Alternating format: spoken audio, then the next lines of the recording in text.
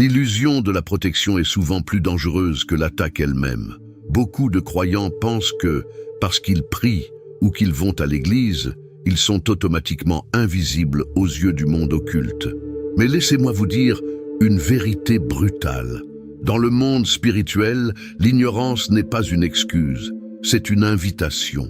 Imaginez que votre vie spirituelle soit une forteresse. Vous avez des murs hauts, vous avez des gardes. Mais si vous avez laissé une porte dérobée ouverte avec la clé sur la serrure, peu importe la force de vos remparts.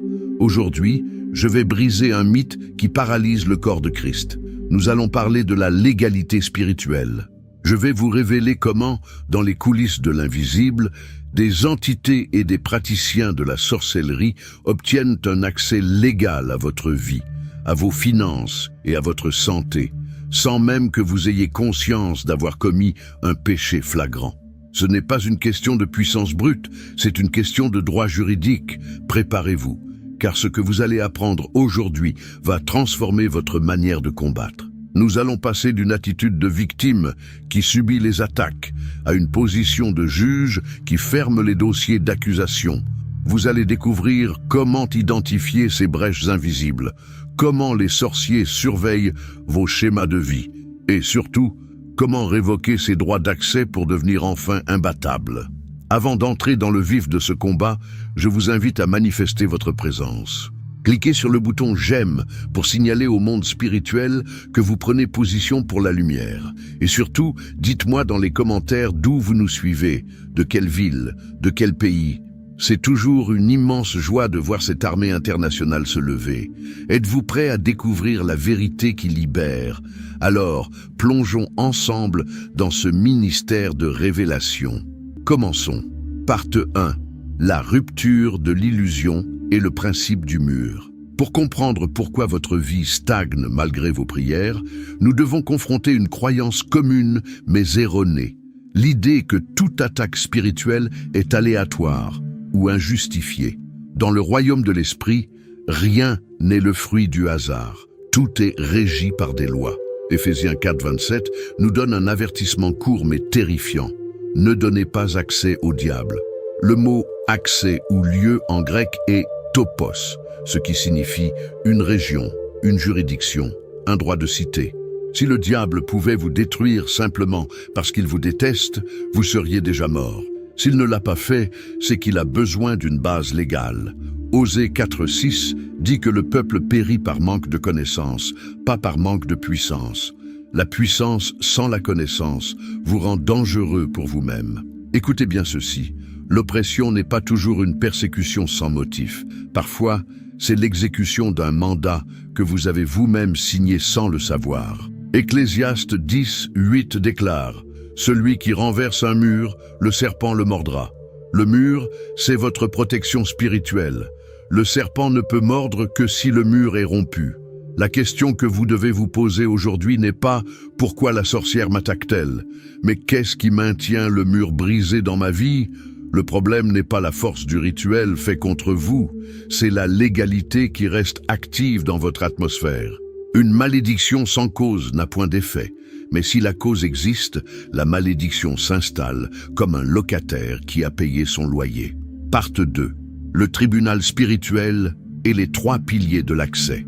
Pour que vous puissiez dominer, vous devez comprendre comment fonctionne le tribunal spirituel. Le monde invisible opère sur 3 piliers fondamentaux, l'autorité, l'alignement et la légalité.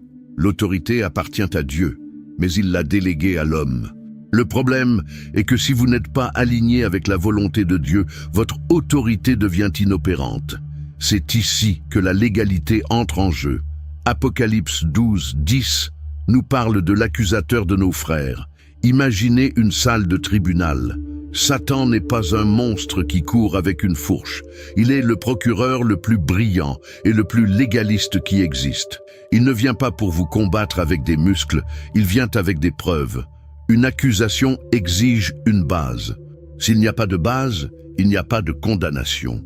La sorcellerie ne crée pas d'autorité de toute pièce. Elle explore et exploite les légalités existantes. Quand un sorcier jette un sort contre une famille, il cherche d'abord un point d'ancrage. S'il trouve une dette spirituelle, une haine non résolue ou une idole cachée, il gagne le droit légal de frapper. Dès que vous comprenez cela, votre mentalité change. Vous cessez d'avoir peur des ténèbres et vous commencez à nettoyer votre propre dossier judiciaire devant Dieu. Si vous fermez le dossier au tribunal céleste, le sorcier sur terre perd instantanément ses outils de travail. Partie 3. Les brèches invisibles et les péchés de négligence. Nous entrons maintenant dans la partie pratique et révélatrice. Comment cette légalité s'installe-t-elle sans que vous ne vous en rendiez compte? Ce n'est pas toujours à cause d'un meurtre ou d'un vol. C'est souvent à cause de ce que nous appelons les péchés de maintenance. Le péché non traité n'est pas un simple faux pas. C'est une porte ouverte que vous refusez de fermer. Considérez le ressentiment prolongé. La Bible dit que le soleil ne doit pas se coucher sur votre colère. Pourquoi? Parce que la colère qui stagne, fermente et devient une légalité pour les esprits de tourment. Vous priez pour la guérison, mais si vous gardez de l'amertume contre un parent ou un ex-conjoint, vous donnez au monde occulte le droit légal de bloquer votre santé. Il y a aussi les pratiques occultes du passé non renoncées. Vous êtes-vous déjà fait tirer les cartes pour rire il y a 10 ans? Êtes-vous allé voir un guérisseur ou avez-vous participé à un rituel culturel par respect pour la tradition? Même si vous êtes chrétien aujourd'hui, si ces pactes n'ont pas été révoqués verbalement et spécifiquement, le monde spirituel les considère comme des contrats toujours en vigueur. Et que dire des paroles libérées contre soi-même? Proverbe 18-21 nous dit que la mort et la vie sont au pouvoir de la langue. Chaque fois que vous dites « je n'y arriverai jamais, ma famille est maudite, je tombe toujours malade à cette période », vous signez un décret. Vous donnez aux esprits observateurs la permission légale de matérialiser ces paroles dans votre réalité. Le péché non confessé vira un argument spirituel. C'est une pièce à conviction dans la main de votre adversaire. Partie 4. Les liens invisibles et les objets de contact. Le monde spirituel reconnaît les liens et les attachements. C'est ce que nous appelons les amarrages. Ce sont des fils invisibles qui vous relient à des autels de ténèbres. Parfois, ces liens passent par des objets. Dans Deutéronome 7-26, Dieu donne un ordre strict. Tu n'introduiras point une chose abominable dans ta maison, afin que tu ne sois pas comme elle en anathème. Un objet consacré, un souvenir d'un voyage dans un pays où vous avez acheté une idole pour la décoration, ou même des vêtements donnés par une personne pratiquant la sorcellerie, peuvent servir de balise. C'est comme un GPS spirituel qui permet aux attaques de localiser votre foyer. Il y a aussi les vœux émotionnels. Je ne pardonnerai jamais. Je préfère mourir que de voir telle personne réussir. Ces vœux sont des pactes de sang émotionnels. Dans Actes 19-19, nous voyons les nouveaux croyants brûler leurs livres de magie. Pourquoi? Parce qu'ils comprenaient que garder ces objets, c'était garder une route d'accès ouverte. Le lien non traité devient une autoroute pour l'oppression. Posez-vous la question, qu'est-ce qui, dans ma maison ou dans mes souvenirs, appartient encore légalement au camp adverse? Partie 5. L'intelligence spirituelle. Comment ils savent? Beaucoup de gens sont terrifiés parce qu'ils pensent que les sorciers sont omniscients, qu'ils savent tout d'eux. C'est faux. Seul Dieu est omniscient. Cependant, le royaume des ténèbres utilise ce que j'appelle l'intelligence spirituelle ou l'observation des patterns. 1 Pierre 5-8 dit que l'adversaire rôde, cherchant qui il dévorera. Il observe. Il ne vous attaque pas au hasard. Il étudie vos réactions. Si à chaque fois que vous recevez une bénédiction financière, vous tombez dans l'orgueil ou dans une dépense impulsive liée à un vice, ils notent ce schéma. Ils attendent le moment où vous sortez de l'alignement divin pour frapper. Ils explorent vos fragilités émotionnelles. Si vous avez une blessure de rejet qui n'est pas guérie, le monde spirituel va envoyer des personnes pour vous rejeter, afin de déclencher en vous une colère ou une dépression qui ouvrira la porte à une légalité plus profonde. Ce n'est pas de la magie, c'est de l'exploitation de données spirituelles. Mais voici la bonne nouvelle, si vous changez vos habitudes et que vous guérissez vos racines, ils perdent leurs repères. Sans schéma prévisible, ils ne savent plus où frapper. Le discernement est votre meilleure arme, car il vous permet de voir l'observateur avant qu'il n'agisse. Partie 6. L'erreur fatale du chrétien dans la guerre. Voici l'erreur que je vois commise par 90% des croyants en plein combat spirituel.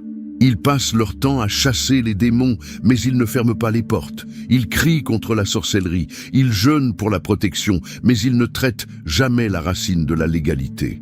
C'est comme essayer de vider un bateau qui prend l'eau avec un petit seau, sans jamais boucher le trou dans la coque. Vous serez fatigué, et le bateau finira par couler. Jésus explique ce principe dans Matthieu 12, 43-45. Un esprit sort d'un homme, mais s'il revient et trouve la maison vide, balayée et ornée, il revient avec 7 autres esprits plus méchants. Pourquoi la maison est-elle vide? Parce que la personne a cherché la libération, chasser l'esprit, mais n'a pas cherché l'alignement, remplir la maison de la présence et de l'obéissance à Dieu. La libération sans alignement devient un cycle sans fin. Vous allez de séminaire en séminaire, de prière en prière, mais le problème revient toujours. Pourquoi?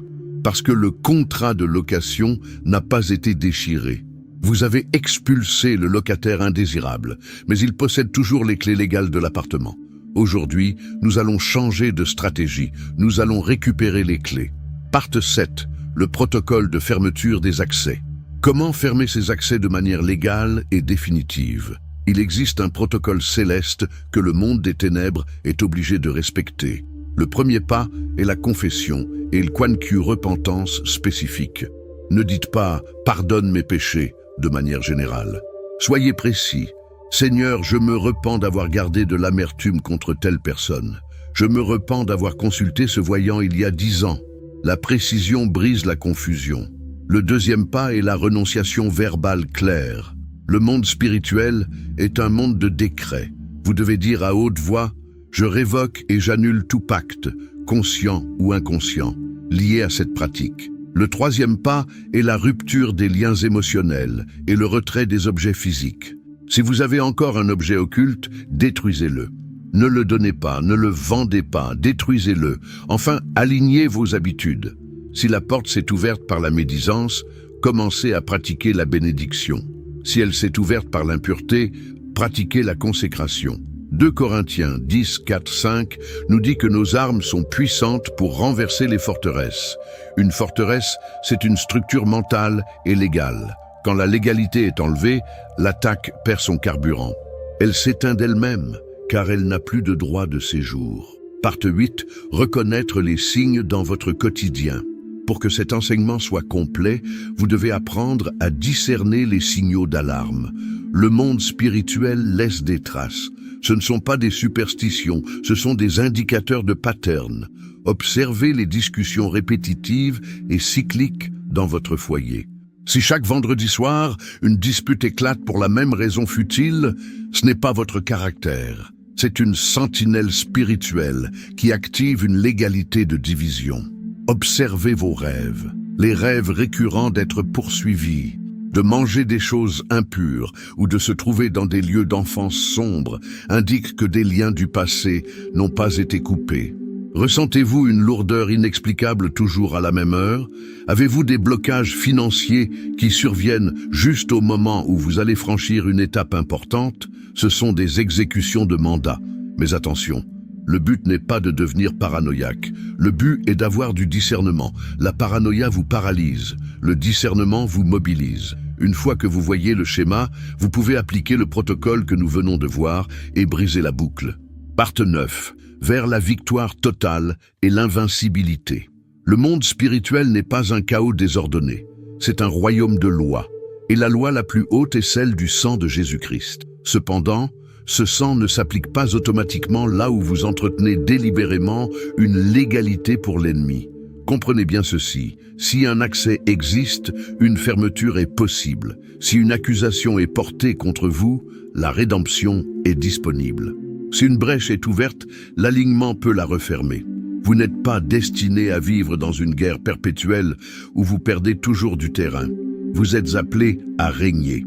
En tant qu'ancien initié qui connaît les deux côtés, je peux vous assurer qu'une personne dont la vie est en règle, qui n'a pas de dossier caché et qui marche dans une vérité totale, est un cauchemar pour le monde occulte.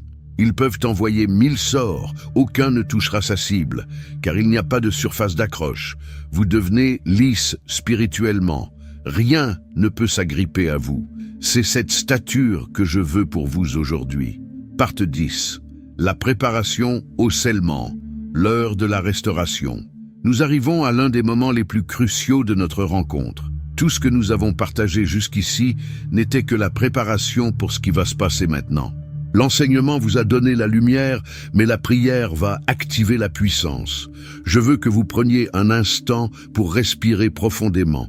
Sentez la présence de Dieu là où vous êtes. Je ne suis pas seulement une voix sur un écran, je suis un frère qui se tient à vos côtés dans cette tranchée. Je sais la fatigue que vous ressentez. Je connais ce sentiment d'épuisement face à des combats qui semblent ne jamais finir. Mais aujourd'hui, le cycle s'arrête. Nous allons entrer dans une prière de restauration destructive pour les plans de l'ennemi et restauratrice pour votre âme. Je vais vous conduire dans un tribunal spirituel. Nous allons présenter votre cas devant le juge suprême. Nous allons utiliser le sang de l'agneau comme preuve de votre paiement de dette et nous allons révoquer chaque accès légal que nous avons identifié. Sentez-vous accueillis dans ce moment. Il n'y a aucune condamnation pour ceux qui sont en Jésus-Christ. Peu importe ce que vous avez fait, peu importe à quel point vous avez ouvert les portes par le passé, la grâce est là pour restaurer votre force. Soyez dans la foi, soyez dans l'attente d'un miracle. Cette prière n'est pas une simple formalité, c'est un acte de guerre légal qui va changer votre atmosphère. Préparez votre cœur. Si vous le pouvez, mettez-vous dans une position de réception. Nous allons sceller cet enseignement dans l'esprit. Voici la prière que je vous invite à suivre et à murmurer avec moi, avec toute la force de votre conviction. Seigneur Dieu, Créateur des cieux et de la terre, je me présente devant ton trône de grâce, au nom puissant de Jésus-Christ. Je reconnais que tu es le seul juge juste et que toute autorité te appartient. Aujourd'hui, j'apporte ma vie, ma famille et ma maison devant ton tribunal. Je confesse humblement que j'ai pu, par ignorance ou par négligence, laisser des portes ouvertes à l'adversaire. Seigneur, je me repens spécifiquement de tout ressentiment, de toute parole de malédiction prononcée par ma bouche, et de tout lien avec des objets ou des pratiques du passé qui ne te honorent pas. Par le sang de Jésus-Christ, je demande maintenant l'annulation de toute dette spirituelle.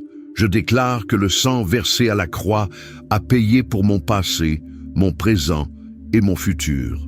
En vertu de cette victoire, je révoque officiellement tout droit d'accès légal que les sorciers, les esprits observateurs ou les entités de ténèbres ont pu obtenir sur ma vie. Je brise tout mandat d'oppression. Je déchire tout contrat spirituel signé dans l'ignorance. Je commande à toute sentinelle des ténèbres qui surveille mes pas de se retirer immédiatement, car je suis désormais caché en Christ. Saint-Esprit, viens remplir chaque espace qui a été libéré. Là où il y avait une brèche, établis ta présence. Là où il y avait une amertume, mets ta paix. Là où il y avait un blocage financier, libère la provision du royaume. Je scelle ma maison, mes enfants, mon travail et ma santé avec le sang de l'agneau. Je déclare que je suis imbattable, non par ma force, mais par mon alignement avec ta vérité. Je sors de ce moment restauré, fortifié et revêtu d'une autorité nouvelle. Aucun instrument forgé contre moi ne pourra prospérer, car mon dossier est clos au tribunal céleste. Merci Seigneur pour la liberté totale. Amen. Maintenant que nous avons prié, il est temps d'agir dans le monde visible pour manifester ce qui a été fait dans l'invisible. Je veux entendre votre voix. Je veux que vous preniez possession de cet espace de commentaires pour déclarer votre victoire. Écrivez en majuscule cette phrase de puissance. Ma porte est fermée, mon accès est révoqué, je marche dans la victoire. En écrivant cela, vous n'écrivez pas seulement des mots sur un écran, vous faites une déclaration prophétique qui résonne dans le monde spirituel. Vous vous imposez. Vous dites à l'ennemi que vous connaissez désormais vos droits. Utilisez aussi cet espace pour partager vos expériences. Si vous avez ressenti un poids quitter vos épaules pendant cet enseignement, dites-le. Si vous avez un témoignage de la manière dont Dieu vous a délivré par le passé, partagez-le pour encourager un frère ou une sœur qui est peut-être au bord du désespoir. Soyez la lumière. Votre témoignage est une arme. N'oubliez pas de vous abonner pour recevoir notre contenu quotidien. Chaque jour, nous apportons des révélations comme celle-ci pour que vous ne soyez plus jamais une proie, mais un conquérant. Et s'il vous plaît, partagez cette vidéo. Envoyez-la à cette personne à laquelle vous avez pensé pendant que je parlais. Une seule vidéo peut briser des années de chaîne dans une famille. Avant de nous quitter, je veux que vous emportiez cette réflexion avec vous. La victoire n'est pas un événement, c'est une position. Restez dans cette position d'alignement que nous avons établie aujourd'hui. Ne retournez pas au vieux schéma de peur ou de compromis. Vous êtes libre, vous êtes fort et vous êtes aimé du Père. Je me sens tellement fier de la marche que vous avez accomplie aujourd'hui. Restez ferme, gardez votre mur intact. On se retrouve très bientôt pour notre prochain rendez-vous de puissance. Que la paix de Dieu, qui surpasse toute intelligence, garde votre cœur et vos pensées. Soyez bénis et à très bientôt.